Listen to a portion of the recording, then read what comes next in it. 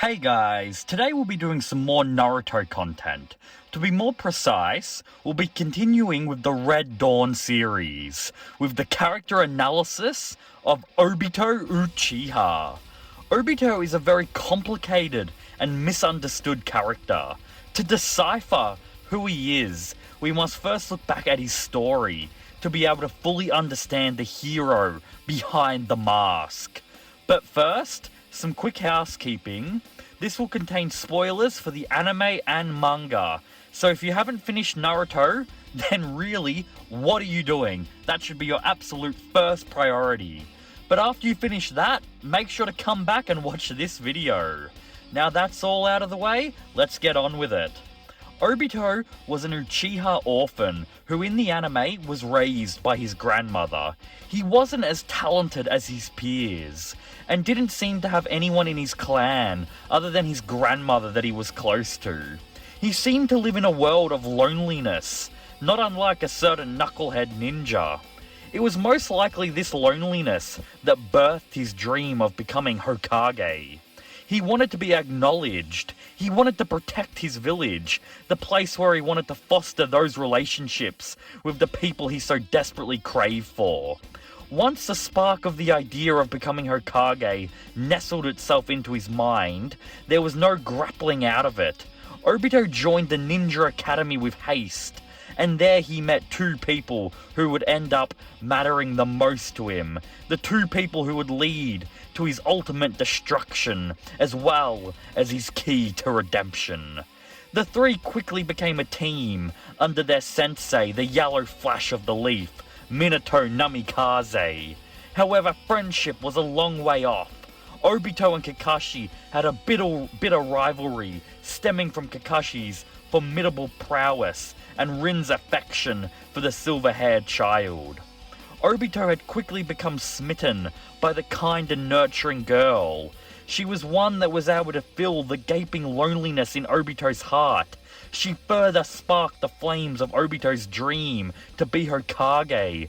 Despite the bickering and arguing between each other, the trio of future Genin passed Minato's battle test, starting them on their epic adventure that would be soon to come. As time went on, Team Minato completed more missions together, grew closer, became stronger, and progressed through the ninja ranks. But through all that, the bitterness and inferiority that Obito felt for Kakashi still lingered. But then, Kanabi Bridge happened, an event that would not only change all of Team Minato's lives, but completely alter the very story. Deep into the heart of the Hidden Stone territory, Obito, Kakashi, and Rin were sent on a mission to destroy a very valuable supply bridge for the enemy. But during this mission, misfortune struck, and Rin was kidnapped. Kakashi came to the analytical decision that they should leave Rin and continue on with their mission. But it's here we see who Obito truly is. We get to hear the famous quote of those who abandon their mission are scum, but those who abandon their comrades are worse than scum. A quote that would shape the whole series. Through their tribulations, Obito had awakened his Sharingan, and with it, he and Kakashi fought through their enemies, showing amazing teamwork that would call into question their past animosity. With swiftness and grace, they rescued Rin, but one of their fallen enemies regained consciousness and brought the whole cave they were in down on them. In their hustle to escape, though, tragedy struck, and a falling rock collided with Kakashi's head.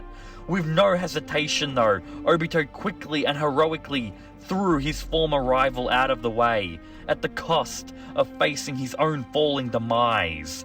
A huge boulder came down, crushing Obito's right side completely and pinning him as tight as a lover's embrace to the ground. With Kakashi and Rin weeping, Obito proceeded to make his last sacrifice by having Rin transport his left eye into Kakashi's freshly lost eye. As the cave begins to fully collapse, Kakashi and Rin heartbreakingly have to leave their former comrade to his fate, as the falling stones start pouring down on him like winter's heavy sheets of rain. Obito reminisces of how he was dying just as he and Kakashi had started to get along, and that he was never able to fully tell Rin that he loved her with all his heart. But this story doesn't end here. Obito, the fallen hero's journey, hasn't ended. He still has many chapters left to go, and after his apparent death, he awakens in an unknown place with a certain unknown man. The man in question reveals himself to be none other than Madara Uchiha. Madara had restored Obito's body with prosthetic limbs, created from Hashirama cells. Obito, eager to get back to his friends, started to train and strengthen his damaged body, all while Madara would whisper his propaganda to him. But Obito, being strong and resolved, wanted none of it, disagreeing with the thoughts of the elder Uchiha. But then devastating news came through. Rin and Kakashi had been surrounded by hidden Miss Ninja and were in terrible danger. Obito, despite his body not being fully better, charged out of the secret base with Zetsu at his side, praying beyond all hope that his friends wouldn't fall. But despite Obito's determination, despite running there like a bat straight out of hell, he was too late. The scene he entered on was nothing like he could comprehend. His best friend Kakashi had his hand piercing through Rin's chest with a deadly and melancholy lightning blade. His trauma of Rin dying was enough to awaken Obito's and Kakashi's Mangekyo Sharingan. The blast of power this caused brought Kakashi into the blackness of unconsciousness. Obito, however, boiling with pain and hatred, let all his negative emotions swell up and attacked all of the hidden Miss Ninja, using his newly awakened Kamui and the powerful wood style to slay all of his enemies in a brutal and vindictive manner. After the deed was done, Obito cradled Rin's dead body and wept for the loss of the woman he loved and the accursed world that he found himself in. Finally having his eyes opened to the true depravity and helplessness of the world, Obito retreated back to Madara to help him change this terrible world that he finds himself in, to create a world where he, Kakashi, and most importantly Rin, could all live together. This is the scene that we get to see Obito's real ambitions, and at the end of the day, his main reasons for his actions in the current storyline. It's all because he wants to get back with Rin. He might try to delude himself otherwise, but he just wants to live in a world with the love of his life. And honestly, who could blame him? I think that reasoning is perfectly valid. It's this reasoning that drives many fans to not liking him. But given the way he grew up, and the life that they live in the horrible and bombastic world, it's no wonder that his driving force is to get back to the thing that matters most to him: his love. That's the core of Obito's character. It's love and kindness in a world void of them. It's this love and kindness that drives him into despair.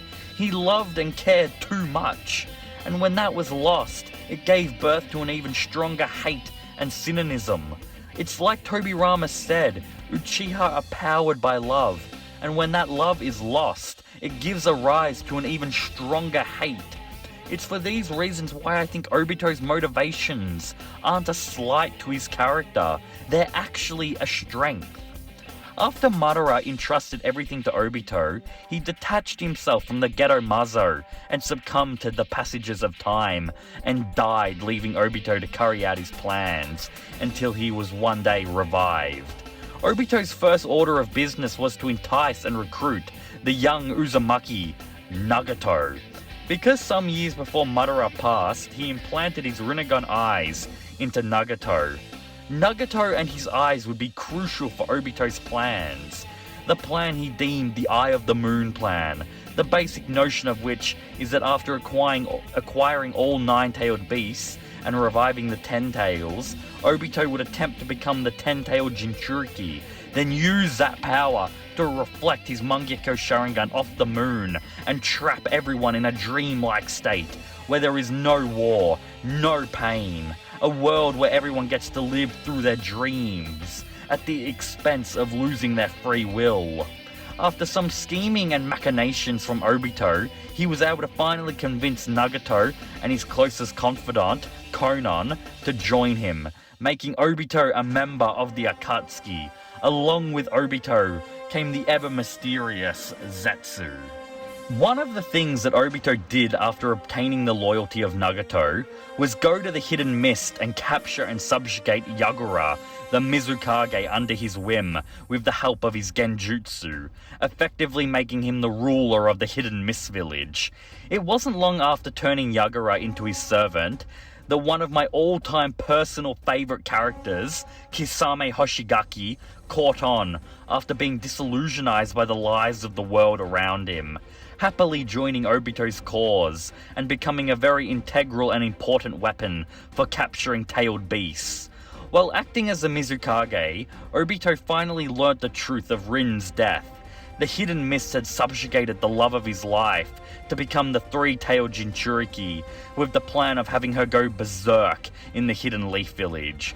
To prevent this plan, Rin courageously threw herself upon Kakashi's lightning blade, taking her own life and protecting her village and friends in an incredibly heroic act that isn't talked about enough.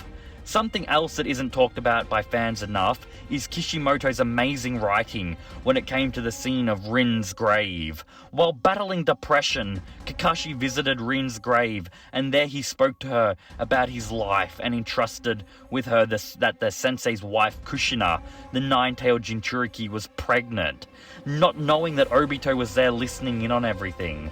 This is such an interesting scene. If it wasn't for Kakashi's depression, which was caused from the very world they live in, then Obito would never have known that Kushina was pregnant, and Naruto would have been able to grow up with both his parents. That would have changed the story drastically. I have always wondered how Obito knew about Kushina being pregnant.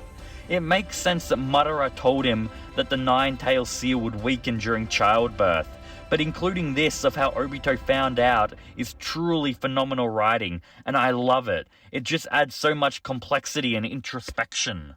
After learning of Kushina's pregnancy, Obito struck. As Kushina laid exhausted but happy on the birthing bed, Minato by her side, both beyond relieved that their child was strong and healthy. But their joy would soon turn into despair when Obito made himself known. He took baby Naruto hostage and used him to outmaneuver Minato and kidnap Kushina. Once he had the nine-tailed Jinchuriki in his grasp, he wasted no time and extracted the nine-tails brutally out of Kushina, then proceeded to bend the formidable force of nature to his will, with the might of the Sharingan. With Kurama under his control, Obito ordered him to attack the village. However, after safely securing his son, Minato returned and defended the village from the Nine-Tails' attack. Obito, though, snuck up and tried to absorb his former sensei with his Kamui ability, but Minato was too fast and teleported away, with Obito hot on his heels. After Obito catches up, he and Minato proceed to have an amazing battle, which ended with Minato being able to get the better of Obito and separate him from the Nine-Tails. With the loss of Kurama, Obito decides to leave, but Minato knows in his heart of hearts that Obito wouldn't stop here, so he decided to entrust his son with the power of the Nine-Tails to help Naruto stop Obito, who will inevitably attack again in the future. The battle between Minato and Obito is amazing, especially when you consider how young Obito was here. To think he was already fighting high Kage level shinobi is insane. And I reckon the Kamui and Flying Thunder God techniques contrast really well off of each other, making the fight very enjoyable to watch, especially once you know the truth of who Obito is.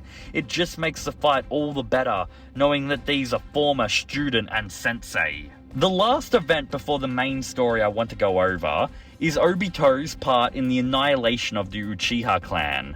I'll keep it brief because I might make a separate video out of it later, but Itachi comes to Obito believing him to be Madara Uchiha. Itachi's made a deal with the supposed Madara to help him wipe out the Uchiha clan and exact his vengeance, and in exchange he keeps his eyes off of the Hidden Leaf Village. Obito agrees, and after killing his former clan, he takes dozens of their bodies and steals and harvests their Sharingan, something that will prove useful later on. We first see Obito in the main storyline when he goes by the alias of Tobi and is masquerading as an Akatsuki eager recruit. As Tobi, Obito presents himself as a fool or a jokester.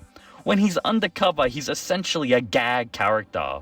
The first time we see Tobi is when he's accompanying Zetsu to find the fallen Sasori's ring, and later when they encounter the injured Deidara, who Tobi hilariously pisses off with little effort.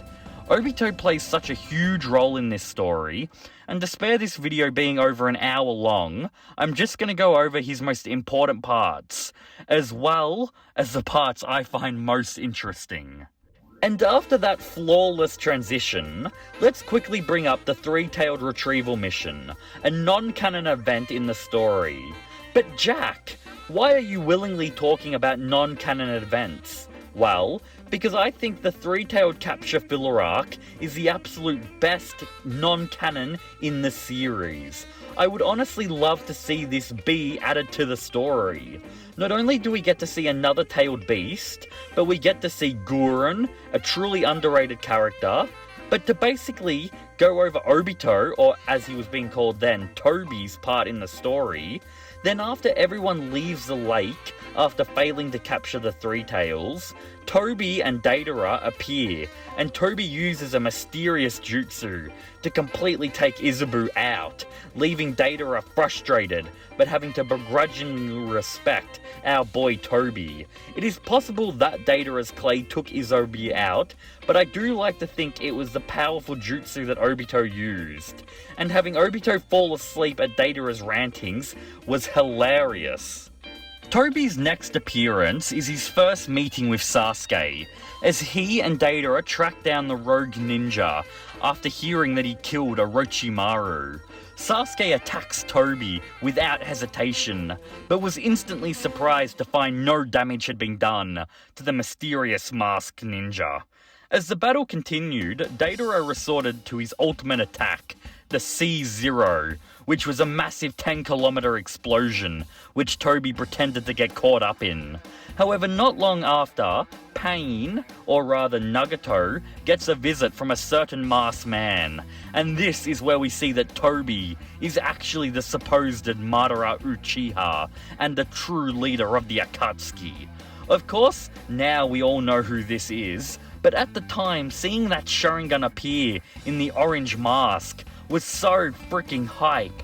After that massive reveal, Madara, or rather Obito, confronts a squad of Hidden Leaf Ninja from getting involved in the battle between the two fated brothers, Sasuke Uchiha and Itachi Uchiha. This group of ninja is led by Obito's former teammate, Kakashi, and when their Sharingan clash, everyone goes quiet. No one can believe that there is someone else in the world who possesses a Sharingan. I often wonder if subconsciously Kakashi knew that this was Obito, but just didn't want to admit it.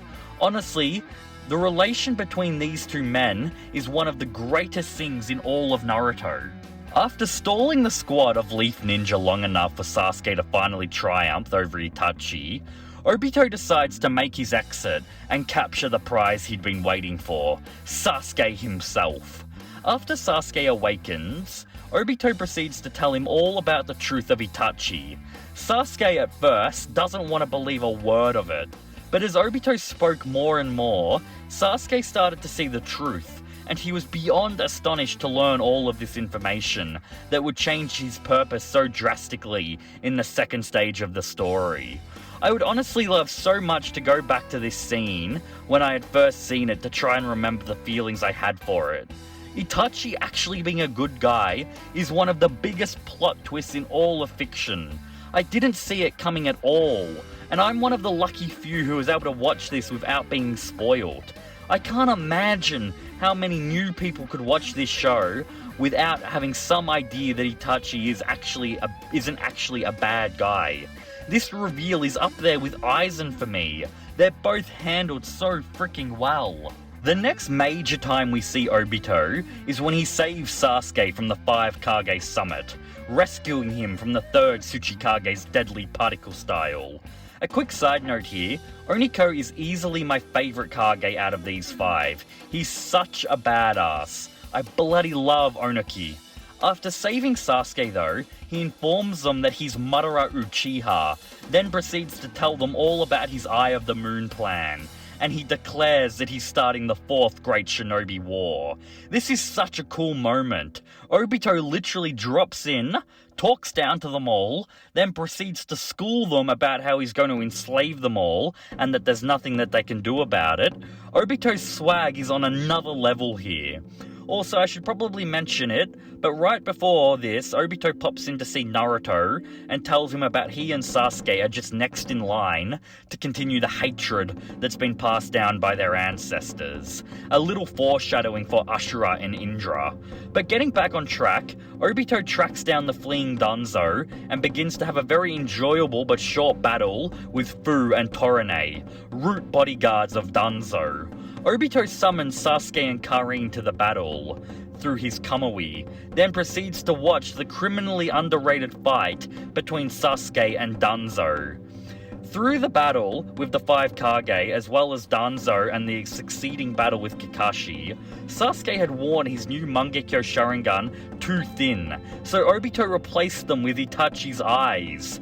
And even with the legitimate possession of his brother's eyes, Sasuke was as far from seeing Itachi's dream as he ever was.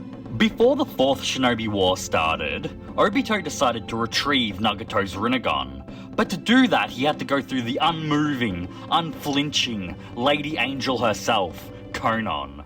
Obito went into this fight with all the bravado in the world, thinking there was nothing Konan could do to him. But boy was he wrong. Konan nearly completely took him out a few times, and showed that she'd been studying Obito all this time, and learnt to deal with his unbelievably powerful jutsu, Kamui. She then proceeded to really go for the death blow, when she used her giant fuck-off blast jutsu of 6 billion paper bombs, leaving Obito to resort to using an even more hacks ability than Kamui, Izanagi, an ability that can rewrite reality at the cost of your eye. And with it he was able to impale Konan, sending her to meet her beloved friends. Before she succumbed to death though, Obito informed her of how he was able to pull off the Izanagi, and it was because he had the power of both the Senju and the Uchiha clans. Konan remarks that only the Sage of 6 Paths should possess that ability. At the time, there were so many theories on how strong Obito was. We had never seen someone possess both cells before, and Obito's potential seemed limitless and unstoppable. Even though after the battle he was injured and in pain, Obito went and took what he came for, the all-powerful Rinnegan eyes. After implanting one of the Rinnegan into his missing eye, Obito, with a sweet-looking new mask, enters the battle and attacks the first division by summoning the Geto Mazo. In the statue's mayhem, Obito was able to steal the Sage's treasured tools, which contained the Gold and Silver Brothers' pseudo nine-tailed Jinchurikis. After claiming his prizes, Obito takes his new 6 Paths of Pain, former Jinchurikis, and confronts Naruto and Bee. I'm not going to talk about everything that happens in this fight. I might save that for a future discussion. But Obito is able to push Naruto and Bee into a corner, but Kakashi and Guy manage to step in and help even the fight.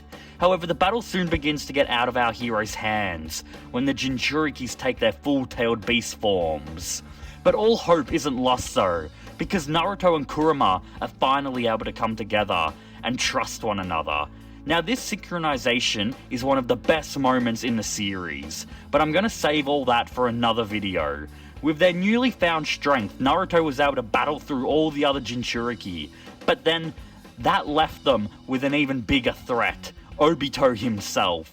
After a lot of back and forth, and some insightful coincidences of figuring out Obito's Kamui ability, Naruto was able to destroy Obito's dope new mask and reveal the face underneath, proving without a shadow of a doubt that the man causing all this death and destruction is Kakashi's former friend, Obito Uchiha.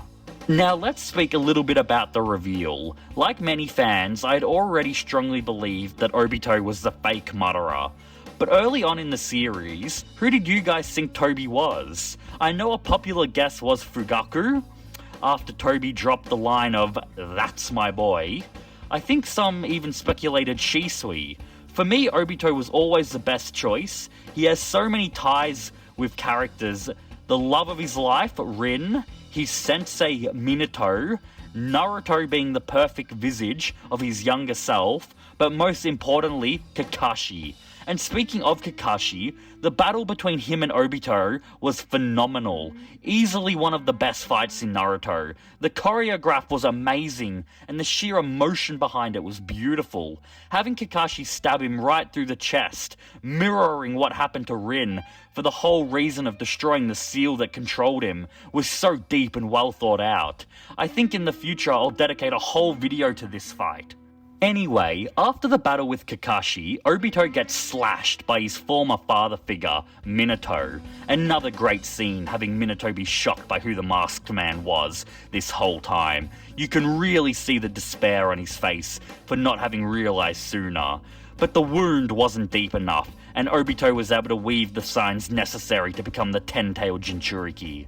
This is where some great character development happens, where to regain control of his wild and untamed power, it was the thoughts of his former life, his former friends, which led him to hold on long enough to subjugate the excessive power. A really touching scene. After ascending to the Ten-tailed Jinchuriki, Obito proceeded to easily dispatch the Hokage, and showed a level of power we had never seen before in the series. The only thing being able to injure him being Naruto's Sage Jutsu.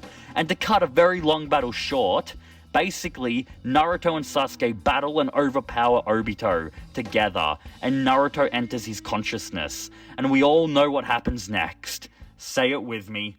He gets Talk no Jutsu'd. Naruto is a mirror image of younger Obito, but more than that, he's a representation of what Obito could have been if he possessed the strength that Naruto had. And that inner strength that Naruto has, and with the help of the allied shinobi forces, was enough to be able to pull the tailed beast out of Obito, taking away his power and transformation.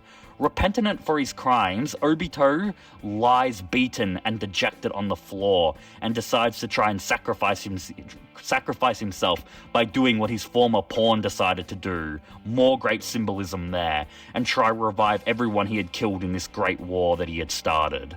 But the scheming Black Zetsu took over his body and used Obito to revive Madara instead of the allied forces. While Zetsu was a horrible character, this was a very cool scene. After regaining control over his body from Zetsu, Obito was able to save Naruto's life by implanting the other half of Kurama in him, but Madara shows up to try and stop him, and it's here we get to see that Madara was the one who orchestrated Rin's death, a total gut punch to Obito, and such a badass and callous move from Madara. Honestly, Madara is truly one of the best characters of all time. I cannot wait to discuss him in his own video. Alright, this next part is pretty much the end of what Obito does in the story, and to be straight with you, I found it a bit tedious. Like a lot of you, Kaguya coming in to this story was when Naruto started to go downhill a bit, and it's reflected on how I see the last bit and how I was dreading doing this video.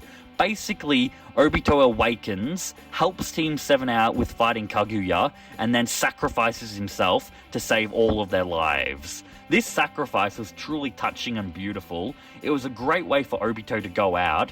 It's just the last little bit leading up to it wasn't the best. He also does some BS in after he dies. He sends his spirit back to empower Kakashi to use his Susanoo. I'm not sure how I really feel about that bit. Kakashi's power-up is cool, I just don't know how I feel about the technicalities of Obito being able to do that. Now, I'm not going to go into his powers like I usually do, because of how long this video already is. Just know that I'm going to be making a couple of videos on why Kamui is so broken, and a how powerful is Obito Uchiha video.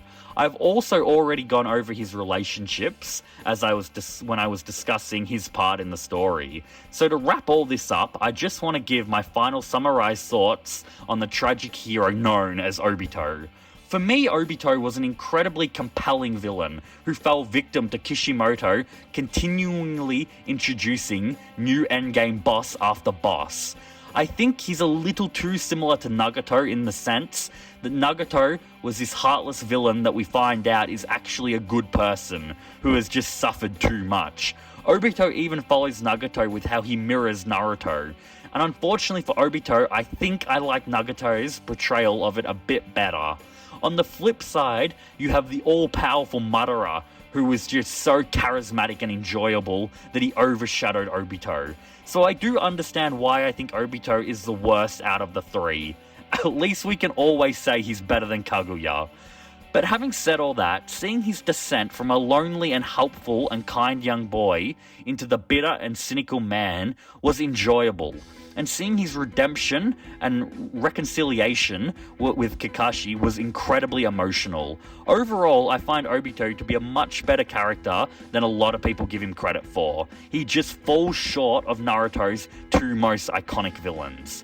Now with all that, we've finally finished Obito's character analysis. Let me know what you think of the masked ninja in the comments. And also, was this video too long? I'm new to making videos, and if you're experiencing vast differences in the quality of my videos, it's because I'm trying new things. So definitely let me know the parts you liked and the parts you disliked. Don't forget to like and subscribe, but for right now, I've been Jack Cypher, Cypher out.